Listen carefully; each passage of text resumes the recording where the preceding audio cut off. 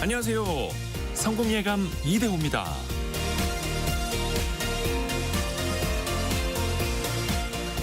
부동산보다 주식의 변동성이 큰 건 매수, 매도가 아주 쉽기 때문일 겁니다. 마음만 먹으면 하루에 수십 번도 사고 팔 수 있죠. 그러다 보니 이성적인 계획보다는 감정에 휩쓸려서 의사결정을 내리기도 합니다. 반대로 사고 싶을 때 사지 못하고 팔아야 할 때 팔지 못한다면 어떨까요? 부동산의 경우에는 시장이 위축되면 거래량이 급격히 말라버려서 급매 아니면 거래가 잘 안 되기도 하죠. 그런데 급매, 급급매로도 팔리지 않는 것이 있습니다. 바로 우리의 기억과 감정인데요. 마치 포트폴리오를 재조정하듯이 기억과 감정에도 좋은 것만 남기고 나쁜 건 처분하고 싶은데 안 좋은 기억은 떠나질 않고 나쁜 감정도 쉽게 가라앉지 않습니다. 기억과 감정에도 매도 버튼이 있다면 얼마나 좋을까 생각해 보기도 하는데요. 그래도 어떤 기억과 어떤 감정을 남길 것인지는 나의 의지와 판단으로 내가 선택할 수 있는데요. 나쁜 기억과 감정을 매매 대상처럼 금세 처분하기는 어렵겠지만 좋은 기억과 좋은 감정을 새로 얻어서 덮어버릴 수가 있습니다. 기억과 감정의 매도 버튼을 찾을 수 없다면 매수 버튼을 만들어야죠. 맛있는 음식을 먹고 좋은 것을 구경하고 좋은 사람을 만나는 데는 매수 버튼을 누르셔도 좋습니다. 성공예감 이대호입니다. 시작합니다.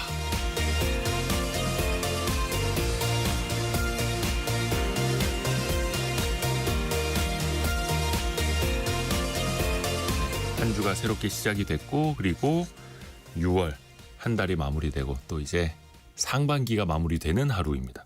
벌써 상반기의 마지막 날입니다. 6월 30일.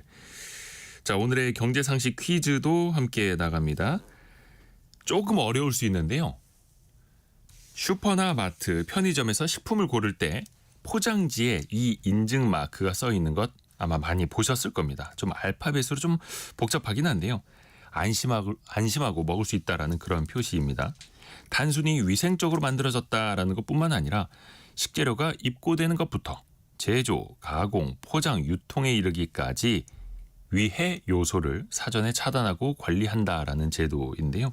이게 처음에는요, 1960년대에 미국 나사에서 우주인을 위한 무결점 식품을 만들기 위해서 고안해낸 그런 방식이라고 합니다. 우리나라에는 90년대 중반부터 도입이 됐고요. 안전한 식품을 제공하기 위한 예방 중심의 관리 시스템, 이 인증 제도의 명칭을 맞춰주시면 됩니다. 근데 조금 어려워요. 그래서 이거를 알파벳 철자로 외우시기보다는 한글로 두 글자로 이렇게 이야기하시는데요. 객관식으로 나갑니다. 1번 HACCP 즉 햇섭, 2번 왓썹, 3번 KBS 1라디오 유튜브 채널 구독 햇섭. 1번 햇섭, 1번은 그냥 햇섭이고요. 2번은 왓썹, 3번은 KBS 1라디오 유튜브 채널 구독 햇섭. 3번도 꽤 괜찮은데 이거. 자, 짧은 문자 50원, 긴 문자 100원으로 드는 샵 9730, 샵 9730 문자 메시지나 비용이 들지 않는 KBS 콩으로 참여해 주시면 되고요. 추첨을 통해서 다양한 선물 보내드리고 있습니다. 또 KBS 콩 유튜브를 통해서도 언제든지 듣고 언제든지 다시 보실 수도 있습니다. 성공예감 이대호입니다. 자주 검색하시면 성공이 가까워집니다.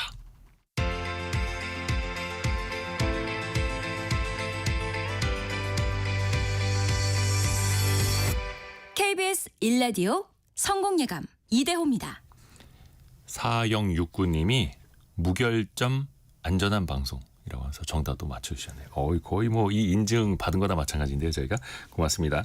오늘의 경제 뉴스도 들어보시죠. 한국경제신문 강영현 기자, 파이낸셜 뉴스 이환주 기자 함께합니다. 안녕하세요. 안녕하세요. 자, 강영현 기자 어떤 소식 준비했나요?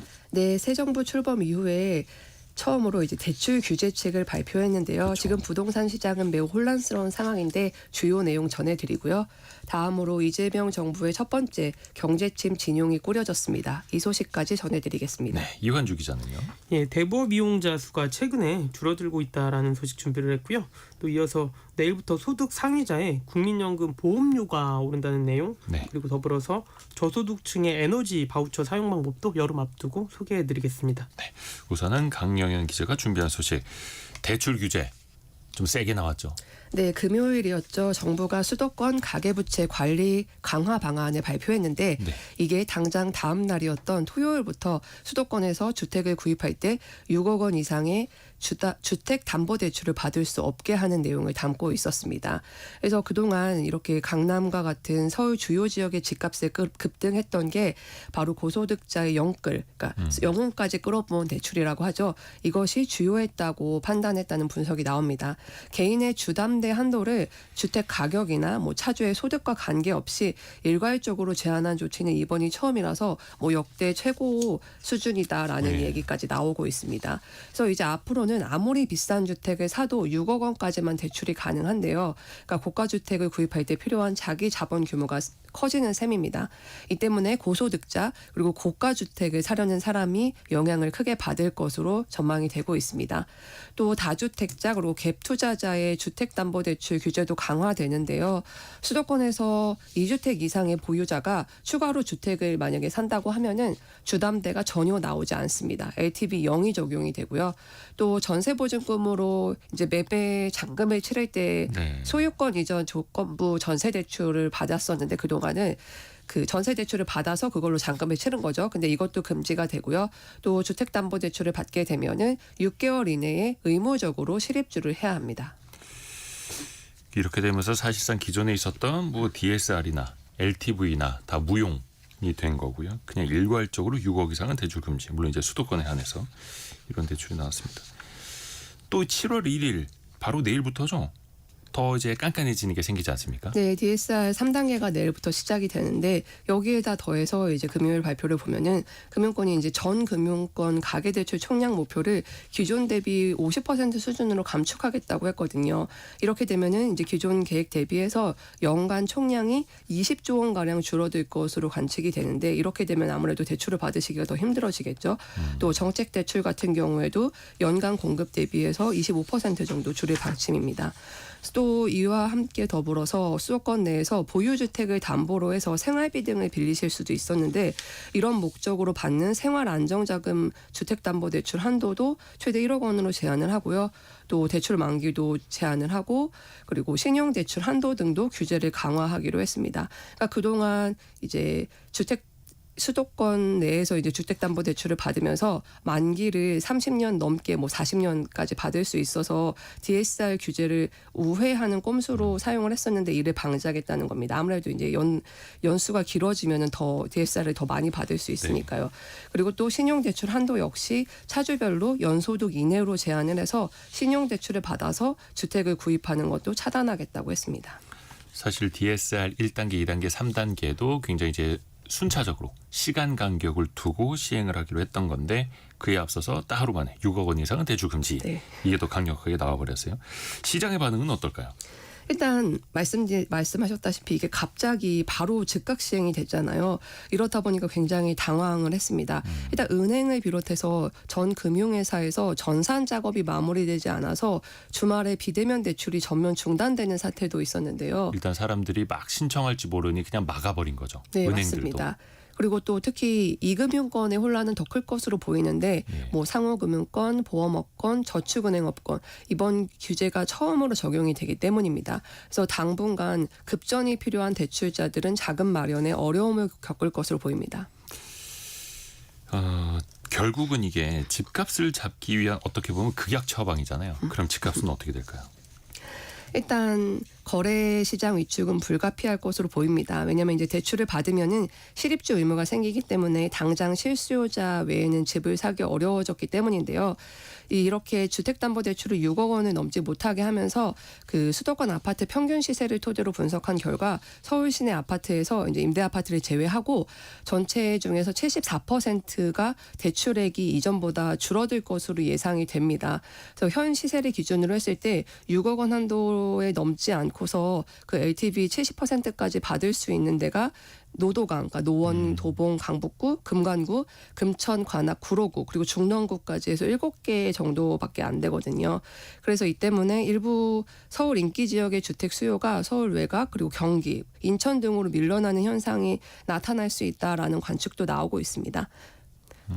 그리고 실제로 그 당일에 27일 당일에는 발표 당일에 이제 대출 신청을 하기 위해서 가계약을 전계약으로 돌리려는 그 사람들 때문에 부동산이 굉장히 붐볐다고 해요. 6월 27일. 네, 그날 예, 왜냐면 마지막 오전에 11시 반에 발표를 했으니까 그때 네. 빨리 하려고 막 올렸는데 토요일 일요일에 이제 중개업소를 나가본 기자들 얘기 들어보면은 문의 전화는 엄청 많이 오는데 매수를 하겠다거나 매도를 하겠다거나 이런 문의는 상당히 줄어들었다고 하더라고요. 대출 규제가 시행된 이후에는 네, 맞습니다. 그 전후로 분위기가 180도 달라졌다라는 거고 박성춘님은 월급쟁이는 서울에 살지 말라는 뜻인가요? 이렇게 또 보내주셨는데 일단 대출 갚을 수 있는 능력이 돼도 네. 6억 원 이상은 빌리지 마라 이런 또 획일적인 규제가 나왔다라는 거. 그 부동산 정책 이완기 같은 경우에도 타이밍이 굉장히 중요한데 제가 문재인 정부 당시에 국토부를 출입을 했었습니다. 네. 근데 그때 이제 거의 30번 가까운 규제 대책이 나왔는데 이 규제 대책이 타이밍이 늦다 보니까 항상 부작용이 발생했거든요. 네.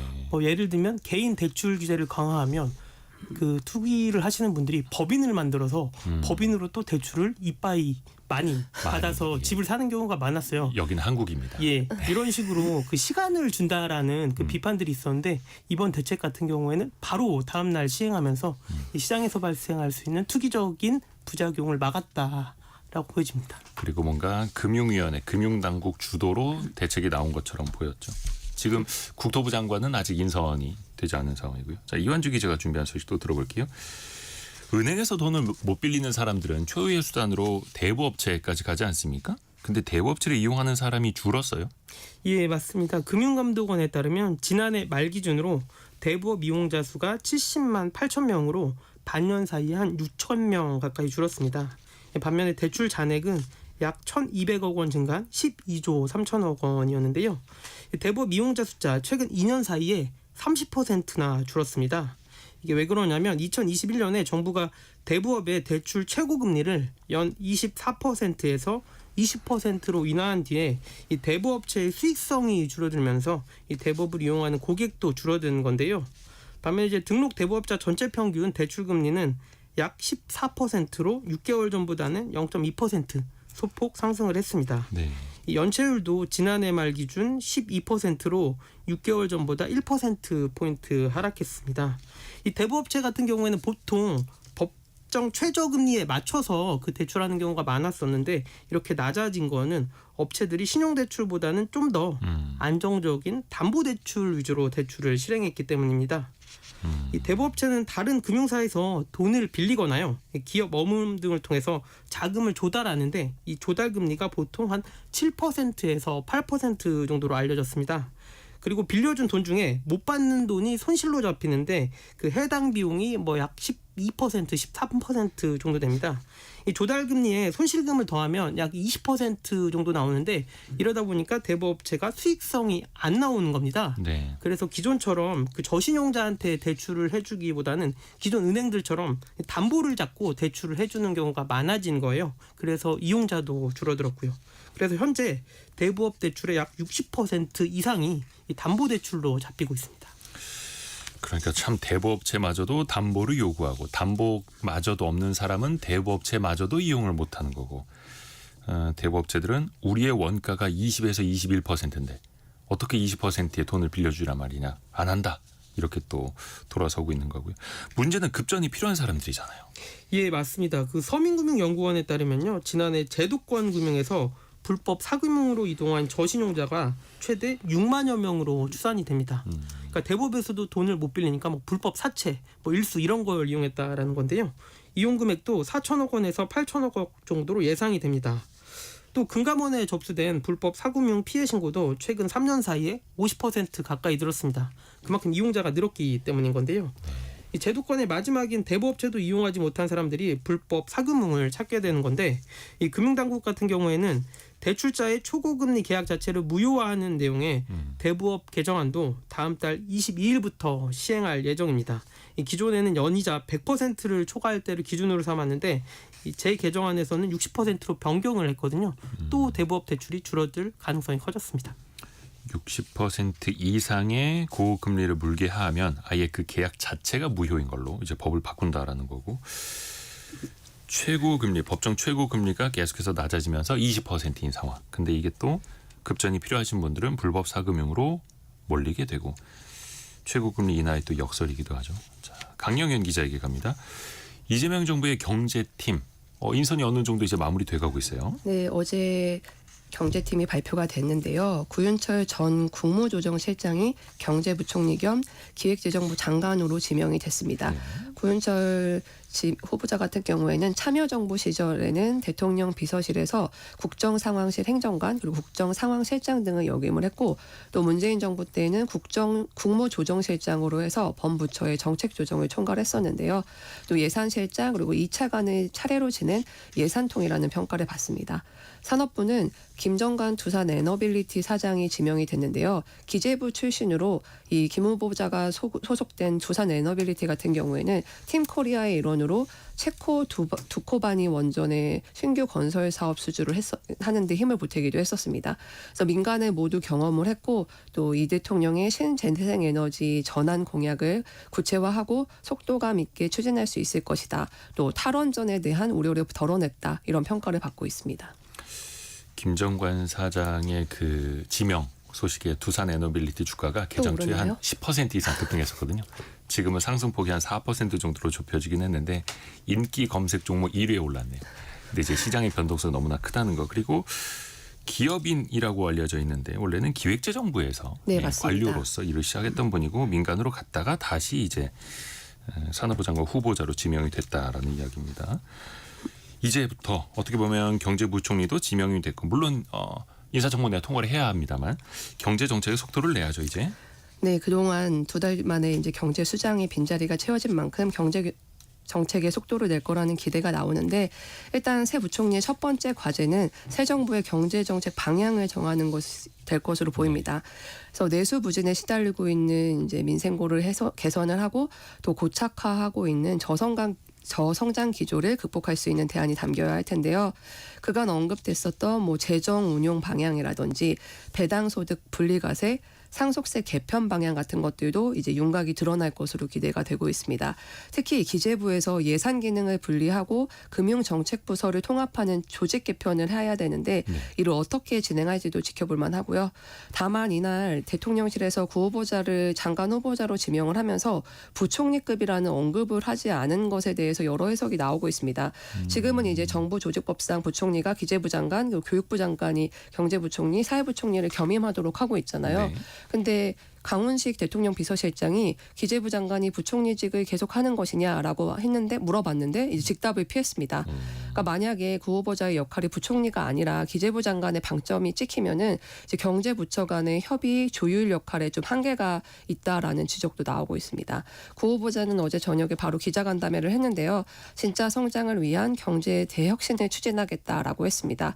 경제 대혁신과 관련해서는 기본 방향은 대한민국을 주식회사처럼 경영하는 주식회사 대한민국의 건설이라고 했습니다. 그러면서 인공지능과 같은 신사업에 대한 집중 투자로 새로운 성장 동력을 만들어내고 또 성장의 기회와 가시를 모든 국민이 참여하는 구조로 만들겠다라고 강조를 했습니다.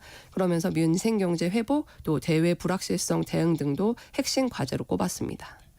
그리고 통상교섭본부장은 한미 관세 협의 마치고 돌아왔죠. 어떤 이야기했던가요? 네, 산업통상자원부의 여왕구 통상교섭본부장이 이제 한미 간에 어느 정도 신뢰가 형성이 되었지만 다른 나라에 비해서 협상 진행 속도가 상당히 느렸던 면도 있어서 안심할 상황은 아니다라고 설명을 했습니다.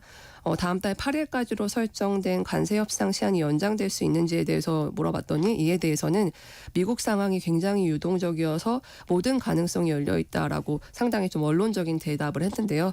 또 미국 측에서 알래스카 LNG 프로젝트에 한국의 참여를 희망해 왔다면서 향후에 이제 신중하게 관련된 논의를 이어갈 것이라고 덧붙였습니다. 자, 이완주 기자에게 갑니다. 내일부터 또 오르는 게 있네요. 국민연금 보험료요. 예, 일단 그래도 걱정하지 마시라고 결론부터 말씀을 드리면요. 회사원 기준으로 월급이 40만 원에서 617만 원 사이라면 변동사항이 없으니까 걱정 안 하셔도 됩니다. 사실상 거의 대부분의 직장인은 해당 사항이 없고 월급이 630만 원 이상 초고소득자만 해당을 하고요. 국민연금 보험료 하한액과 상한액 조정에 따라서 일부가 상승하는 건데요. 월소득 637만 원을 초과하는 사람들의 보험료가 기존 55만 5,300원에서 1만 8천 원이 오릅니다. 이 회사원이라면 회사가 절반인 9,000원을 내주게 되므로 이 본인 부담이 매월 이제 9,000원 정도 늘어나는 거고요. 지역 가입자 같은 경우에는 전액을 부담해야 해서 18,000원 다 내야 됩니다. 또 월소득이 617만 원에서 637만 원 사이 이 상한액 변동으로 보험료가 소폭 증가할 수 있고요. 또 월소득이 40만 원 미만 가입자라면 보험료가 기존에는 35,100원에서 최대 900원이 오를 수가 있게 됩니다. 이 국민연금은 과거에는 내는 보험료가 계속 똑같았는데 물가 인상 등을 따라가지 못한다라는 지적이 있어서 네. 2010년부터는 매년 소득 수준에 따라서 이렇게 상한액과 하한액 기준을 미세히 조정하고 있거든요. 최근 3년간 전체 가입자의 평균 소득 변동률을 기준으로 매년 7월에 상한액과 하한액을 자동으로 조정을 하게 되는데요. 올해 적용된 변동률은 한 물가 인상 등을 반영해서 3.3% 정도 됩니다. 그리고 또 이제 엄청 더워졌습니다. 열대야도 이제 곧 시작된다고 하고 저소득층, 취약계층에게는 이 무더위뿐만 아니라 전기요금도 걱정이잖아. 좀 도움드릴 수 있는 제도가 있다고요. 예, 맞습니다. 내일부터 그 에너지 바우처라는 걸 쓸 수 있는데요. 이건 기초생활수급 가구 중에 기후 민감 계층에게 전기요금과 도시가스비, 지역 난방비, 연탄 구입비 등 냉난방 비용을 지원하는 사업입니다. 네. 이 국민기초생활보장법상 생계급여 수급자, 의료, 주거, 교육급여 수급자 가운데서요. 65세 이상 어르신, 7세 이하 영유아, 장애인, 임산부, 중증 희귀, 중증 난치 질환자가 있는 가구이거나요. 또 한부모 가족, 소년, 소녀 가정 등이 해당이 됩니다. 올해 지원 금액 살펴보면 1인 가구는 29만 원, 2인 가구는 40만 원, 3인 가구는 53만 원, 4인 가구는 70만 원입니다. 1,000원 단위는 절삭을 했고요. 네. 해당 금액을 내일부터 내년 5월 25일까지 사용할 수 있거든요. 이제 국민행복카드라는 실물카드로 직접 뭐 에너지원을 구매를 하는 방식이 있고 또 전기요금 등의 차감하는 방식 중에 둘 중 하나를 선택하시면 됩니다. 이 산업통상자원부에 따르면 현재까지 약 114만 가구에 에너지 바우처 지급이 완료가 됐고요. 또 산업통상자원부는 연말까지 130만 가구에 바우처를 지급할 계획입니다. 이 산업부는 아직 신청을 하지 않은 대상자에게는 우편 문자를 통해 안내할 예정이고요. 혹시 누락될 수 있으니까 연말까지 행정복지센터나 복지로 사이트를 통해서 개별 신청도 가능하니까 이 대상자분들은 한번 확인해 보시는 게 좋을 것 같습니다. 네. 그리고 아까 설용민님이 아까 이환주 기자가 썼던 그 외래어 계속 머릿속에 맴돈다고. 예. 요거는 이제 저희가 좀 대신 이제 좀 정정을 좀 해드렸고요. 그리고 박상근님은 강 기자님 오늘 컨디션이 안 좋으신 듯 이렇게 보내셨네요. 감기 걸려가지고. 네, 여름 감기가 걸려가지고 온열 죄송합니다. 감기. 예. 6월의 끝에 온열 감기를 걸린. 그래서 강영현 기자도 잘 회복하기 바라겠습니다. 파이낸셜 뉴스 이완주 기자, 한국경제신문 강영현 기자였습니다. 고맙습니다. 감사합니다. 감사합니다.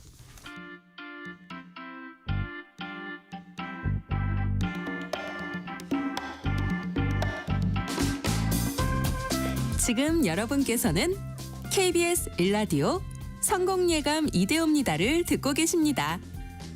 프로그램에 참여하신 청취자 여러분께는 추첨을 통해 Y스트릿에서 밝은 눈과 두뇌 건강, 활력까지 한 번에 와이즈 부스터를, 아름다운 식탁 창조 주비푸드에서 뿌리 담은 리얼 생 와사비를, 쉽고 빠른 판촉물 제작 시너지 기프트에서 고속 충전 알람 시계를, 그리고 성공예감에서 준비한 커피 쿠폰을 보내드립니다. 당첨자는 성공예감 이대호입니다 홈페이지에서 확인하세요. 오늘 경제상식 퀴즈 정답이 좀 어려울 줄 알았는데 정말 많은 분들이 맞춰주고 계십니다. 특히 그 식품 포장지를 보면 정말 많이 써 있죠.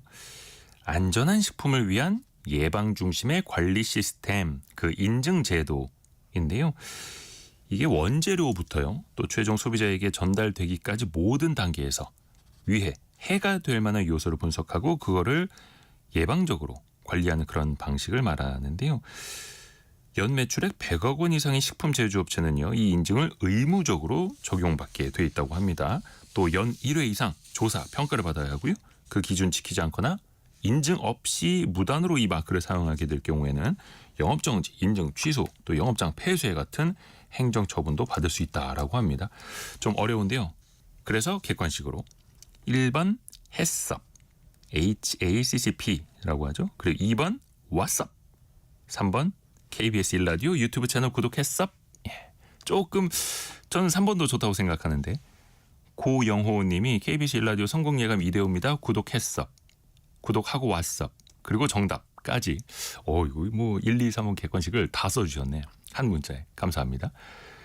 8707님은 이 마크는 안심하고 고르게 되죠. 이렇게 알려주셨고요. 3781님은 요즘 초등학생들이 이 상표를 더 따죠. 초등학생들도 요즘에 그냥 카드 들고 편의점 많이 가지 않습니까? 아이들도. 그래서 뭔가 안전한 식품을 고르는 그 기준이 되기도 합니다. 그런데 나종훈님, 청년 농업인입니다. 이 인증 쉽지 않은데 목표로 두고 있습니다. 아직 진입 단계인데 응원해 주세요. 이렇게 또 인증도 또 잘 받으시고 또 안전한 그 식품 사업장 만들어 가시길 바라겠습니다. 여러분이 생각하시는 그 정답 1번 햇섭, 2번 왓썹, 3번 KBS 1라디오 유튜브 채널 구독했어. 기네요 이거. 자, 셋 중에 하나 맞춰주시면 됩니다. 짧은 문자 50원, 긴 문자 100원이 드는 샵 9730, 또 KBS 콩이 열려 있습니다.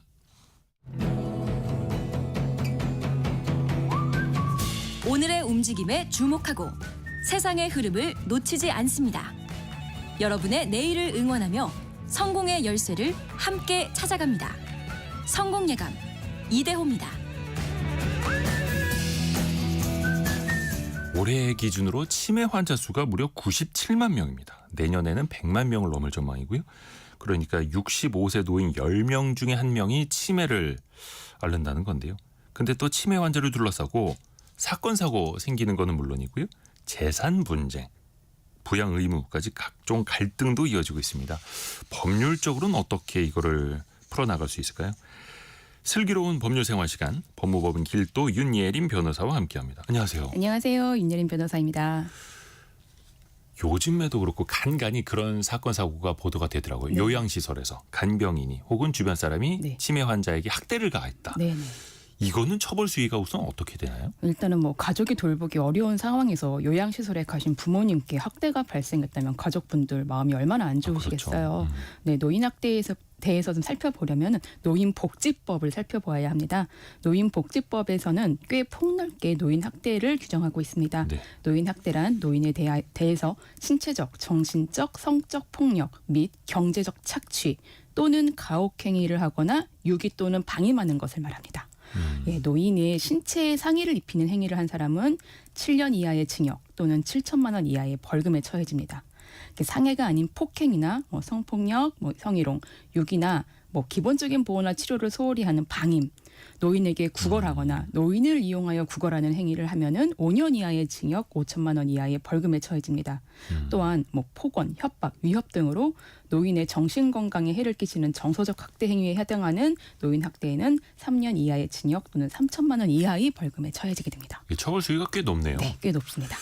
근데 이거를 입증할 증거 같은 게 있어야 되잖아요. 네네. 처벌이 안 되는 일도 많다고요. 일단은 요양시설의 관리가 소홀해서 벌어진 방임이 사실 굉장히 많이 의심신고되고 있긴 하는데 시설에서 벌어진 노인학대 가운데 과징금 등 행정처분으로 이어진 사건은 전체의 20% 정도, 형사처벌 비율은 1% 안팎에 불과합니다. 일단은 치매 환자분들이시라든가 이러셔서 자신의 어떤 노인 학대에 대한 피해 사례를 좀 이야기를 하기 어려운 부분들도 있겠고 또 현행법상의 요양원 시설장은 안전사고를 방지할 의무가 있는데 위반 책임을 묻기가 쉽지 않은 부분이 있습니다. 요양보호사 교육 등 관리 감독을 했다는 사실만 입증하면 시설장 같은 경우는 책임을 면하기 쉽기 때문입니다.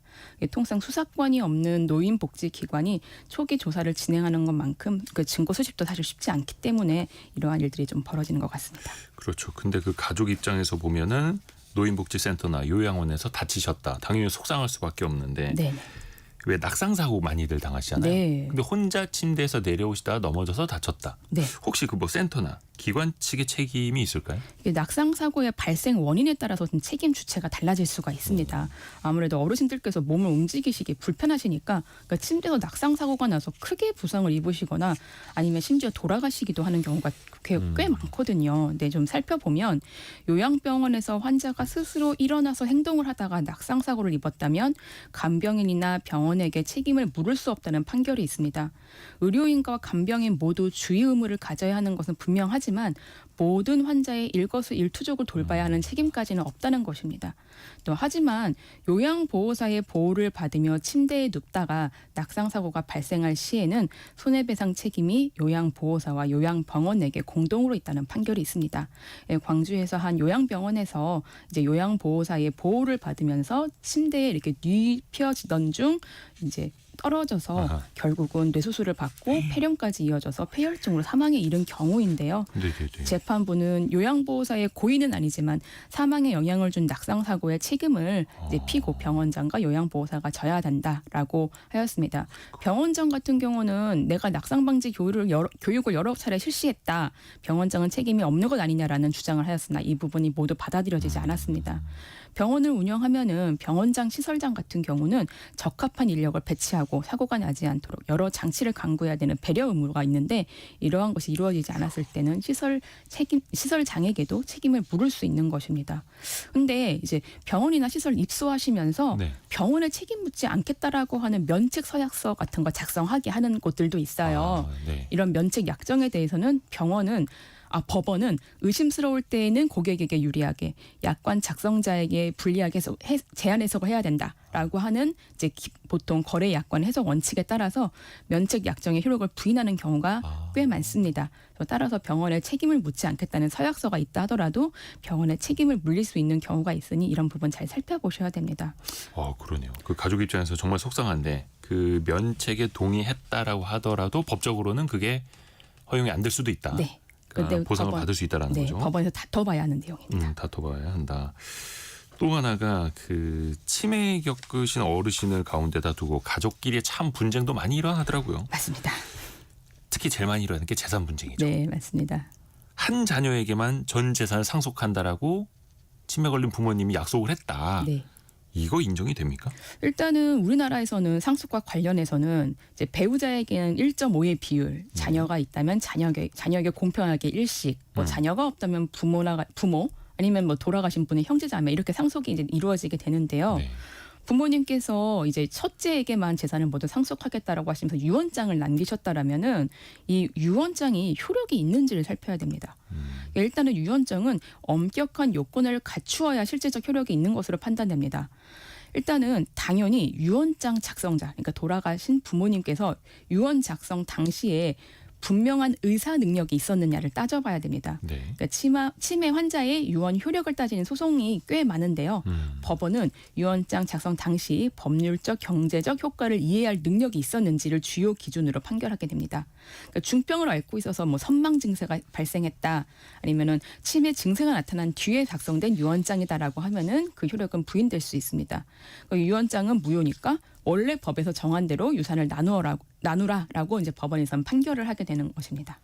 유언장 작성할 때는 그냥 아무렇게나 작성할 수 있는 게 아니라 엄격한 이제 형식적 요건을 갖추셔야 됩니다. 네. 일단은 자필 유언, 그러니까 스스로 쓰셨을 때는 원칙적으로 유언자가 의사 표시를 명확하게 한 유언 전문과 함께 주소, 작성일자, 성명을 자필로 작성하셔야 됩니다. 예. 컴퓨터로 작성하고 서명만 하시면 무효입니다. 아, 그래요? 네네. 그 외에 녹음에 의한 유언, 공정증서에 의한 유언, 비밀증서에 의한 유언 같은 경우에는 증인이 반드시 참여를 해서 유언 이 작성의 이제 과정에 참여가 돼야 됩니다.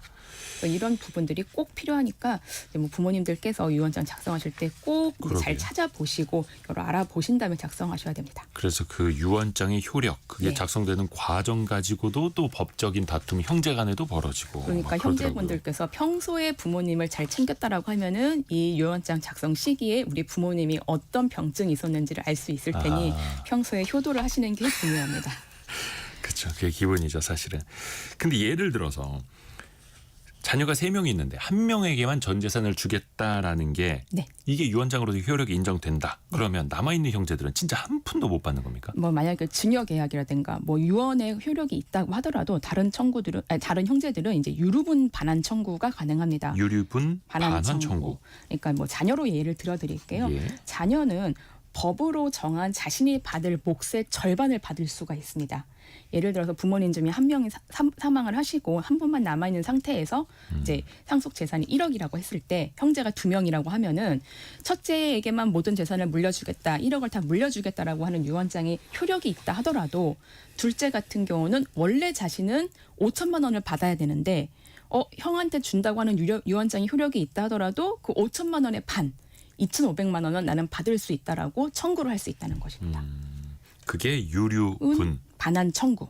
근데 이 부분 같은 경우는 꼭 소송을 통해서 진행이 돼야 되고 또 소멸시효를 1년으로 규정하고 있으니 또 장기간 행사하지 않으면 이 청구 자체를 못 합니다. 그래서 이제 처음에 이제 이 부분에 대해서 의사를 얘기를 해보고 이제 안 되겠다라고 하면 바로 소송을 준비하셔야 되는 상황입니다. 그러니까 자식이라는 이유만으로도 받을 수 있는 부분이 있다라는 게 유류분이라는 거고, 또 이제 어떤 형제나 어떤 자녀 같은 경우에는 진짜 뭐 한 10년을 내가 모셨다, 아니면은 병치레 하시는 동안 수년 동안을 내가 혼자 병간호 다 했다 이러면서 내가 그래도 뭔가 유산을 더 많이 받아야 하는 것 아니에요, 이렇게 주장할 수 있잖아요. 네네. 이럴 땐 어떻게 될까요? 예, 이제 이런 부분들은 기여분이라는 걸 따져야 됩니다.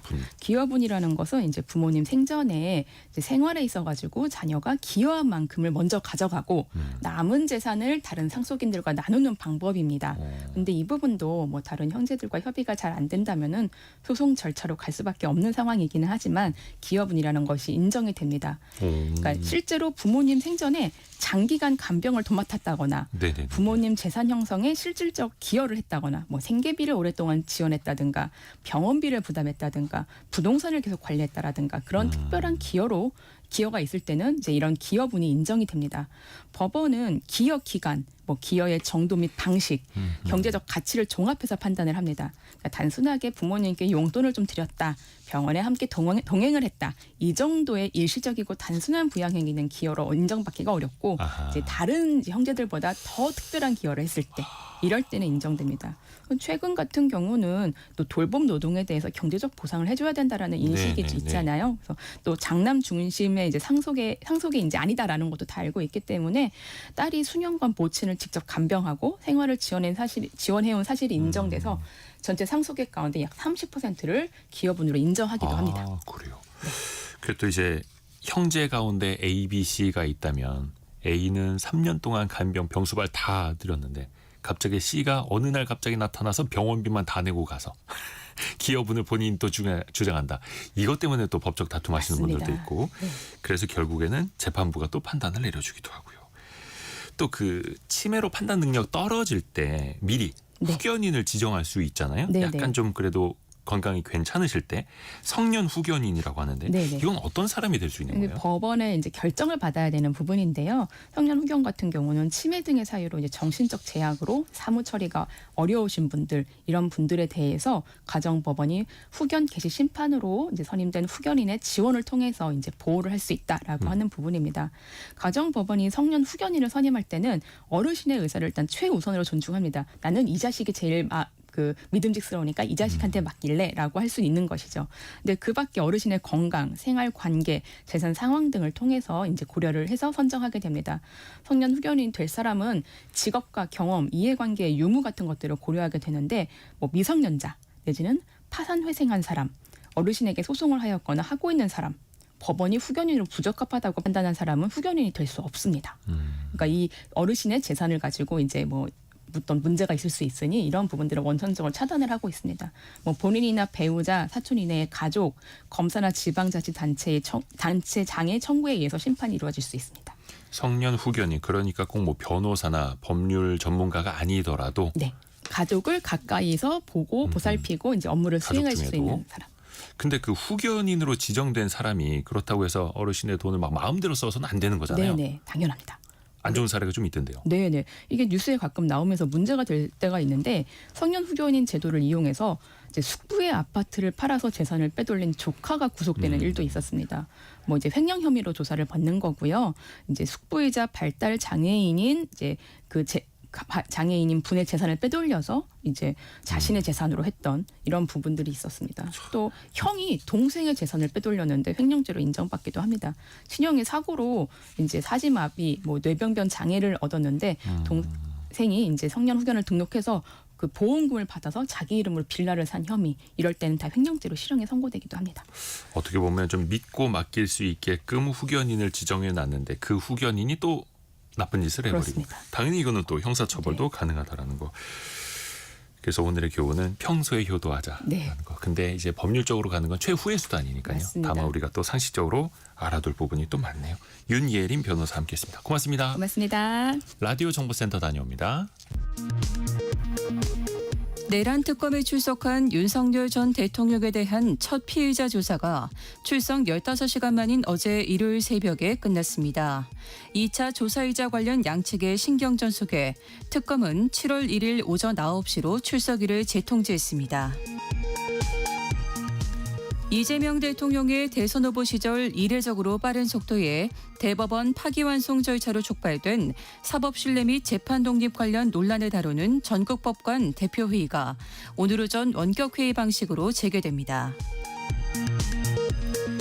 더불어민주당 당대표 후보인 정청래, 박찬대 의원은 친명계 외곽 조직인 더민주 전국혁신회의 전국대회에서 검찰개혁, 사법개혁, 언론개혁을 최단 기간에 완수하겠다며 특히 검찰개혁은 이번 추석 전에 확실하게 끝내겠다고 밝혔습니다. 국민의힘 김용태 비상대책위원장이 약 한 달 반의 임기를 마치고 오늘 퇴임합니다. 김 비대위원장은 퇴임 기자회견을 열고 추가 개혁안을 발표할 예정입니다. 국민의힘은 김민석 국무총리 후보자에 대한 자체 국민청문회를 엽니다. 지금까지 라디오 정보센터 뉴스 정한나였습니다.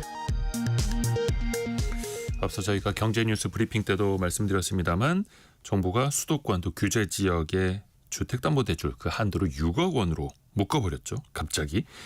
현장이 많이 또 혼란스럽다고 합니다. 그리고 7월 1일 바로 내일부터는 DSR 3단계 규제도 시행이 되고요. 돈월이 투자 백서 시간에 조금 더 깊이 있게 대출 활용법을 더 스마트하게 한번 정리해드립니다. 금융 크리에이터 손희애 작가 함께합니다. 안녕하세요. 안녕하세요.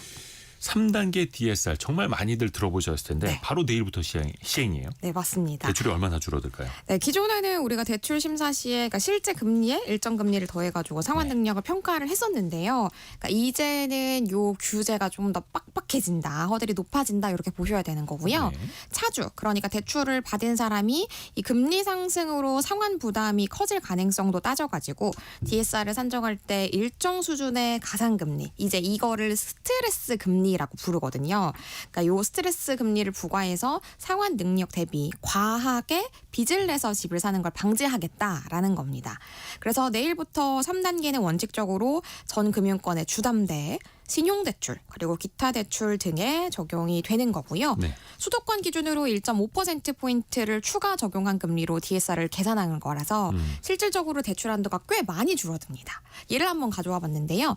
연봉 5천만 원인 직장인이 수도권에서 주담대를 받는다면 기존에 이제 오늘까지 적용되는 2단계 스트레스 DSR 하에서는 약 2억 9천만 원 정도까지 대출이 가능했는데요.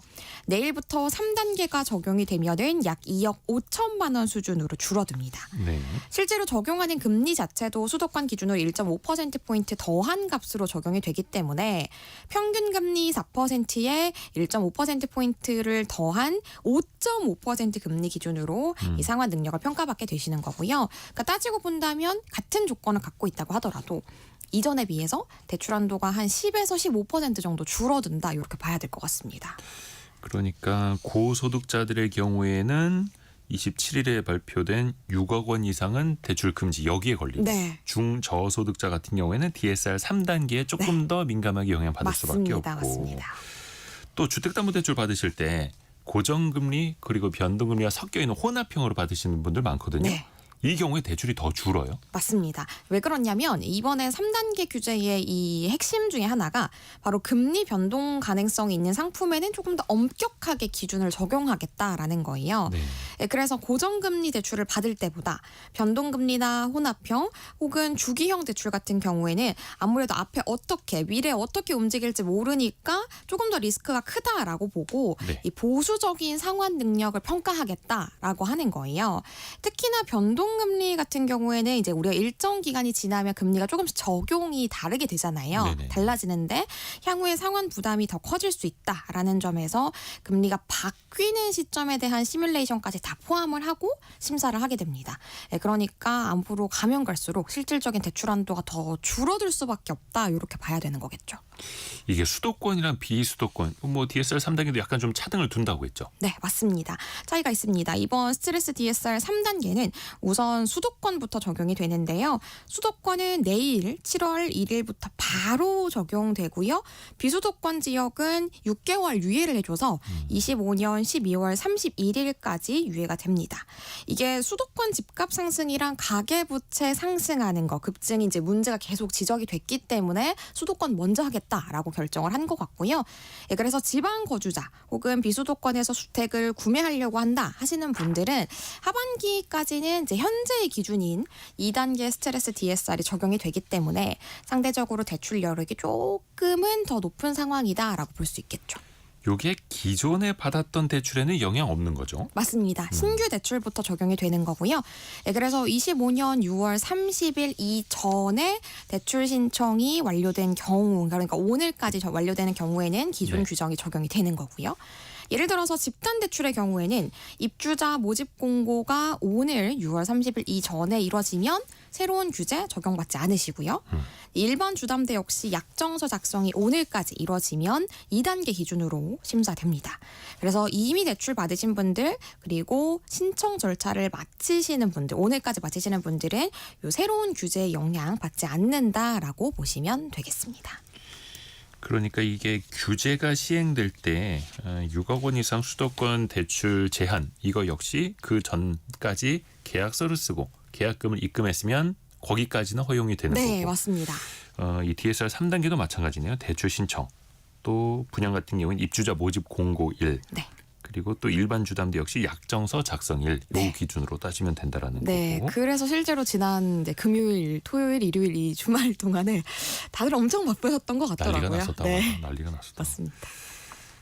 DSR 3단계. 근데 여기에 예외도 있어요. 네, 맞습니다. 정책 모기지 대출, 그러니까 대표적으로 보금자리론, 디딤돌 대출 이런 것들이 여기에 해당이 되잖아요. 이런 대출들은 이번 규제 대상에서 제외가 되고요. 그리고 전세 대출, 예금 담보 대출, 보험 약관 대출 등도 적용 대상이 아닙니다. 하지만 이 상품별 조건을 조금 더 꼼꼼히 보실 필요가 있고요. 결국은 이 2025년도 하반기 당장 내일부터인데요. 주택 관련 대출이 규제가 이제 중첩이 되기 때문에 조금 더 엄격하게 적용된다라고 보셔야 될 것 같아요. 앞서서도 말씀 주셨던 이 수도권 내의 주담대 6억 원 한도 제한을 받기 때문에 네. 이 규제와 그리고 스트레스 DSR 3단계가 같이 적용이 되면은 굉장히 이제 규제가 타이트해지는 거잖아요. 그래서 주택 구매 혹은 갈아타기를 고려하고 계시다면 반드시 은행 상담 그리고 사전 시뮬레이션 통해서 내가 얼마만큼의 대출을 받을 수 있는지 이 가능 범위를 좀 반드시 확인해 보시는 게 필요하겠습니다. 근데 또 은행에서 상담해 줄 때는 그게 확정되는 건 아니다. 맞아요. 라고 항상 이야기를 항상 하더라고요. 보수적으로 상담을 하죠. 그렇죠. 근데 또 정확한 금액 이만큼 가능합니다라고 이야기도 잘 안 해주려고 하는 거 같아요. 맞아요. 왜냐하면 뭐 예를 들어서 고객님 4억 원까지 가능하세요라고 했는데 나중에 안 심사를 나올 수 해보니까 있으면. 막 3억 원 이렇게 나오면 또 난리 날 수 있잖아요. 그래서 최대한 보수적으로 얘기를 하는 편이죠. 그래서 여러 은행 또 여러 대출 상담사 분들에게 또 도움을 받을 필요도 네, 좀 맞습니다. 있어 발품 파는 보이고요. 거 중요합니다. 요즘처럼 그 대출 규제가 조변 섞게 할 때는 네, 더 꼼꼼하게 이거 살펴보셔야 됩니다. 맞습니다. 그래서 또 많은 분들이 이제 걱정하시는 게 그러면 이 DSR 3단계 이런 규제 내에서도 어떻게 하면 조금 더 대출을 잘 받을 수 있을까? 그 팁 좀 알려주세요. 네, 대출 만기 늘리는 거 요게 좀 중요한데요. 네. 이 대출 만기를 늘리는 게 상환 부담을 줄이는 효과가 있기 때문에 내가 만약에 같은 소득 조건을 갖고 있다라고 한다면 이 대출 가능 금액을 좀 늘릴 수 있는 방법이라고 생각을 하시면 네. 되겠습니다. 예를 들어서 20년 만기보다는 이 만기를 30년으로 설정을 하면은 매달 갚아야 되는 금액이 줄어들잖아요. 그래서 DSR 기준에 여유가 생기고요. 그만큼 더 많은 금액, 대출 한도를 좀 올려서 대출을 하는 게 가능합니다. 또 기타 부채 상환, 이 기타 부채라는 거는 자동차 할부나 신용대출 같은 것들이 해당이 되는데요. 이 기타 부채 상환을 먼저 정리를 한다거나 혹은 배우자의 소득을 합산하는 것도 하나의 방법이 될 수 있어요. 네. 합산해서 부부 공동명의 대출로 신청하는 것도 방법인데요. 근데 그렇다고 해서 이런 방법을 쓴다고 해서 스트레스 DSR 3단계가 적용이 안 되느냐? 그건 또 아니니까요. 네. 스트레스 DSR의 기준금리를 적용을 받긴 하니까 약간 늘릴 수 있는 방법이라고 보시고 이 실질적인 상승폭은 좀 제한적일 수 있다라는 것도 유의를 하셔야겠습니다. 근데 그 주택담보대출도 최장 만기 기간을 이제 40년까지 해주는 은행이 거의 없죠. 맞아요. 아예 이제 거의 안 해주는 분위기로 돌아섰고 그리고 심지어는 제가 어제도 기사를 봤는데 네. 이 은행들이 좀 대출을 거의 잠정적으로 스탑하는 쪽으로 많이 돌아섰더라고요. 특히 이제 비대면 대출 같은 거 아예 신청을 막아버려. 맞아요. 그래서 이제 일단 새로운 규제도 적용해야 되고 하다 보니까 한동안에 대출을 받는 것 자체가 좀 어려워질 것 같습니다. 그러게요. 또 이제 많이들 걱정하시는 게 은행에서도 정확히 몇억, 몇천, 몇백만 원까지 가능합니다라고 얘기는 확정적으로 잘 안 해주려고 해주죠. 하고 그럼 미리 좀 준비를 해야 하는데 네. 대출 한도 얼마까지 가능할지 계산해 볼 수 있는 방법 좀 알려주세요. 있습니다. 금융감독원에서 운영하는 소비자 포털 파인 홈페이지에서 DSR 계산기라는 기능이 있기 때문에 이걸 통해서 본인의 예상 대출 가능 금액 확인하실 수 있어요. 네. 그러니까 지금은 스트레스 DSR 3단계가 아직 시행 자체가 안 됐기 때문에 스트레스 DSR 3단계 반영은 안 돼 있는데요. 네, 내일부터는 시스템 업데이트될 예정이라고 하고요. 또 아울러서 우리가 물론 보수적으로 상담을 해주긴 합니다만 네. 상담을 받아보는 거랑 그냥 내가 어림짐작으로 온라인에서만 추측하는 거랑은 상당히 차이가 날 수 있거든요. 그래서 시중은행의 대출 상담 창구를 찾아보는 것도 분명히 도움될 수 있고요. 만약에 찾아가는 게 힘드시다면 요즘은 화상으로도 상담을 해주거든요. 아, 그래요? 네, 그래서 애플리케이션에서 신청하시면 화상으로 상담하는 것도 가능하니까 만약 시간적 여유가 안 되시면 그렇게 해보셔도 좋을 것 같습니다. 은행의 대출 담당 직원과 영상 통화하면서 맞습니다. 상담받을 수 있다. 네, 맞아요. 그리고 편리한 세상입니다. 금융 크리에이터 손희애 작가였습니다. 고맙습니다. 감사합니다. 감사합니다. 이 시각 현재 코스피 코스닥은 좀 강보합 약보합으로 좀 엇갈리고 있는데요. 정말 상반기에 코스피 많이 올랐죠. 하반기에도 과연 이어질까요? 2부 개미스크루 시간에 한번 같이 들어보시죠. 김학균 센터장과 함께 돌아옵니다. 잠시 뉴스 들으시고요. 10시 5분에 금방 다시 뵙겠습니다.